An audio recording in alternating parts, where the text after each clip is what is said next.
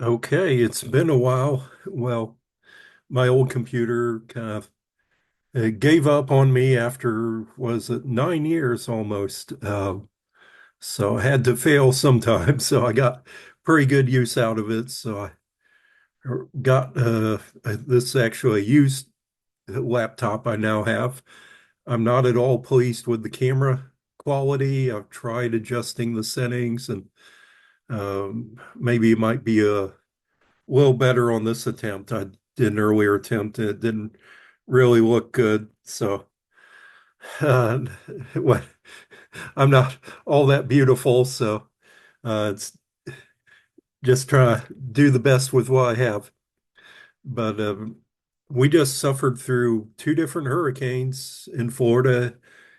Helene, which hit the area I'm at, North Florida, and then Milton in this past week devastated Southwest Florida that had been hit by what was it, uh, Eon or just several hurricanes in the past few years. So I wanted to talk about the effects of hurricanes in the Florida Seminole Wars. Hurricanes have always been a part of Florida history. Uh, the DeLuna settlement in Pensacola tried to establish itself several years before St. Augustine. I think is in 1559. DeLuna had, I think, his 11 ships and came into Pensacola Bay. And before he was able to unload most of them, a Category 5 hurricane came and wiped out his fleet.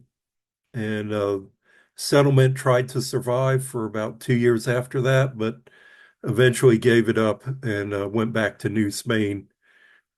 So a few years later, in 1564, 1565, the French Huguenots had Fort Caroline, and the Spanish weren't happy about that because they claimed Florida. And Pedro Menendez came and established St. Augustine and was going to destroy the Huguenots, and they got hit by a hurricane, Fort Caroline in Jacksonville area. And while they were recovering from the hurricane, Menendez sneaked in and killed a lot of the Huguenots there, and the rest of the fleet had French fleet had gone down to attack St. Augustine and were hit by that same hurricane. And the fleet was wrecked down the coast from Matanzas down into Canaveral. And the survivors marching up the sand dunes were killed by the Spanish at Matanzas Inlet. That's kind of the short version of the story.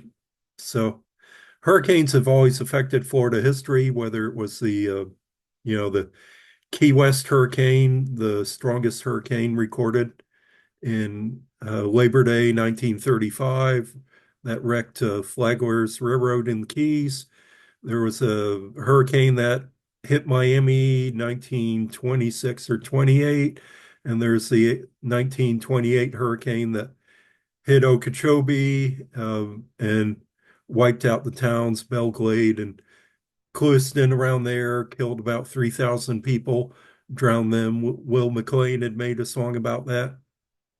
But going more focusing into the Florida Seminole War, St. Augustine was hit by a hurricane in 1811. And of course, back then they had no warning. It just hit before they knew what was happening.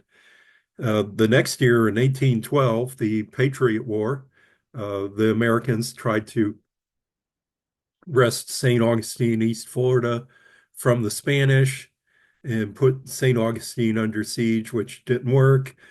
And there was the Seminoles attacked the supply train in the 12-mile swamp, mortally wounded Captain Williams, which I did a previous video about. And after that happened, an expedition under the Georgia militia under Colonel Daniel Newnan went to attack the Seminoles at Painstown. And, not sure if that group at Painstown really knew about the fight in the 12-mile swamp, but Newnan was heading towards Painstown and just by happenstance ran into King Payne and his warriors coming their direction on the road towards St. Augustine, possibly to trade. Newnan had about 250 Georgia militia with him, and they got into a fight, built a breastwork around themselves, and stayed under siege for about a week. Then they decided that to bust out, the officers and men were near mutiny, wanted to someone to fight and go further in, someone to leave. So they decide to leave in the middle of the night, and it was a running skirmish all the way back to Piccolata. Newnan's force was attacked, and when they got to the St. Johns River, they had to delay crossing because there was a what they described as a gale or a hurricane. They encamped in the woods in pine trees, and the next morning, all the pine trees were blown down. So that sounds like a hurricane to me. And then after that, were ambushed by the Seminoles once again, killed and scalped three of their men. And Newnan made back his retreat back to Piccolata, went up, and they had a victory party at Kingsley Plantation. Not much of a victory, but they wanted to claim it as theirs. So during the Second Seminole War, there was several hurricanes that affected. Hurricane in 1841 destroyed Fort Harrison. Fort Harrison was named after William Henry Harrison. The newly elected president established April 2nd, 1841, which turns out to be 2 days before Harrison died from being out in inclement weather. The fort itself was destroyed by inclement weather a few months later in October 1841. And it was reestablished the next year, but they abandoned and went to Fort Brooke, where they might have just left, said heck with it at that point.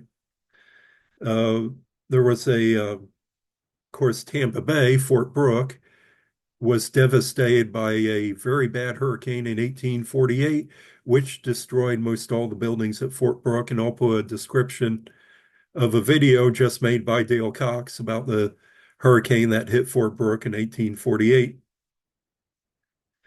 Also in 1843, oh, I'm sorry, 1841, the same year that Fort Harrison got wiped out. I don't know if it's the same hurricane, hit Fort Dulaney. And let's see, let's look where that is. Okay, I gotta find my image here.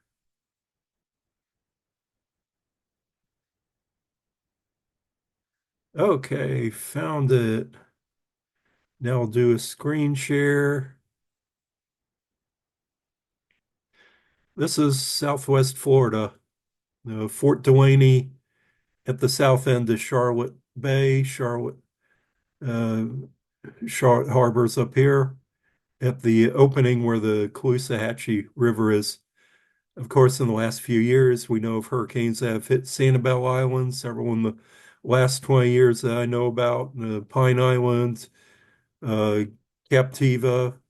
I'm familiar with all this area because I used to work for the Florida Park System in Southwest Florida, Boca Grande, Major Island, and the hurricane that just happened, Hurricane Milt hit Minnesota Key, which they changed the names here. I don't know if it was Gasparilla Island, but there's a beautiful beach, Stump Pass Beach, right up here, and one of the most beautiful beaches in Florida, I thought. And I don't, hope it's still there. Very underrated beach. Not a large park, a small beach, but I just worry about what state it's in after this hurricane this past week. Anyway, Fort Dulaney was wiped out, and hurricanes also affected Fort Myers up the Caloosahatchee, Fort Denode, and Fort Thompson. Fort Denode and Fort Thompson had changed location several times, to try and find higher ground after getting washed away. And also Cedar Key near the Big Bend in Florida, which is if you go to Gainesville and go straight west and hit the coast, Cedar Key's at the Big Bend. It was wiped out in 1842 by a hurricane. And the military depot was there. The Army was meeting with the Seminoles.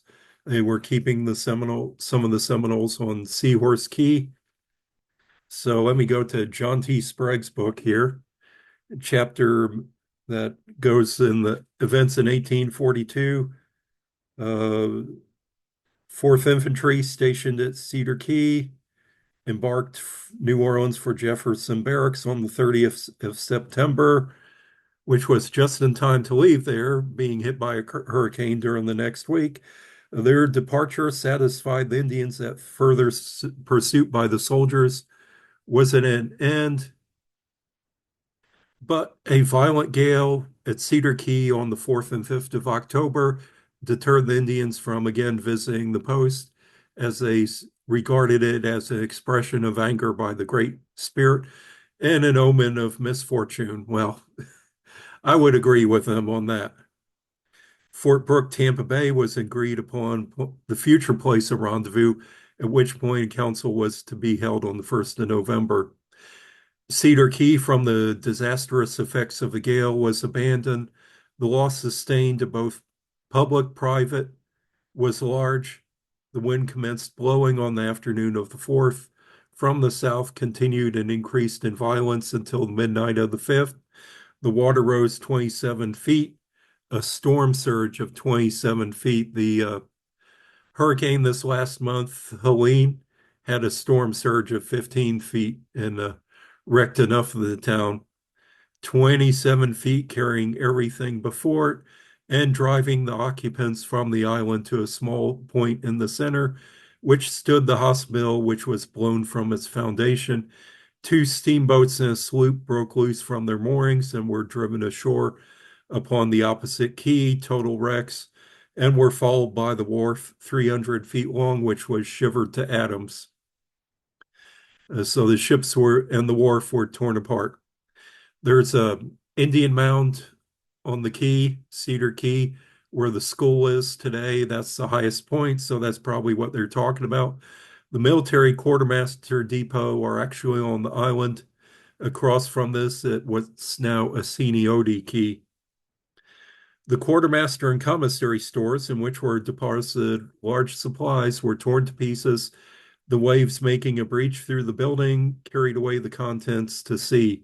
The sutler's store, 4 dwellings, shared the same fate. Ropes were extended from tree to tree to enable those who were endeavor to secure the property to keep their feet. At sundown on the 5th, the wind increased with the rising tide when the inhabiting the island were grouped until midnight on the last dry spot, watching with intense anxiety the raging sea around them, threatening inevitable destruction. Inch by inch, the waters encroached on their last foothold, as ascertained by the numerous sticks arranged by the anxious spectators, until 1 o'clock, when the tide ceased flowing and the wind abated. Terraces of clothing, barrel of pork and flour were afterwards picked up 5 miles in the interior of the country. It was not without knowledge of the oldest fishermen upon the coast that this key had ever been inundated, though the deposits in the center bear strong indication of it, which caused much doubt when it was chosen as a depot and a sustainable spot for the general hospital as to the judiciousness of the selection. Horse Key, which I think they're talking about, Seahorse Key, which has the lighthouse today that was built shortly after this hurricane. 3 miles distance to the south, seaward, the most of the cluster was exempt from inundation. A military point of view, this key is an important position, commanding it as it does Swanee Bay and the accessibilities of vessels drawing 12 feet of water. So it probably why they put the lighthouse there was a good observation spot. So the destruction of Cedar Key in 1842, and the next year in 1843, Port Leon or Port Leone, uh, in what's now St. Mark's Wildlife Refuge. And St. Mark's was a port city, and things would be brought into port there to be taken up into Tallahassee. It was wiped out by a hurricane in September 1843. And if you go into St. Mark's Refuge today, there's actually markers on some of the trees on the hiking trail where the high water was at that point of water. It's about 6 feet up. You could see where the flood stage was during that point, which was repeated this last month. If the signs are still there, I don't know.